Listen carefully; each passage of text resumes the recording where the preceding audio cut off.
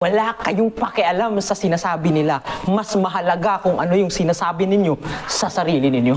You are here to improve, to develop yourself to the point na kahit papano, paglabas nyo sa mundong ito, kaya ninyo kahit mag-isa lang kayo. Because by the end of the day, kayo lang ang matitira sa sarili ninyo. Yung nanay ninyo, iiwan kayo. Mamamatay sila. Yung mga kapatid ninyo, may sarili-sarili silang buhay. At by the end of the day, pagdating ng gabi, kahit aninin ninyo, iiwan kayo. Tandaan ninyo. Napansin ninyo, ngayon may anino ako. Tama?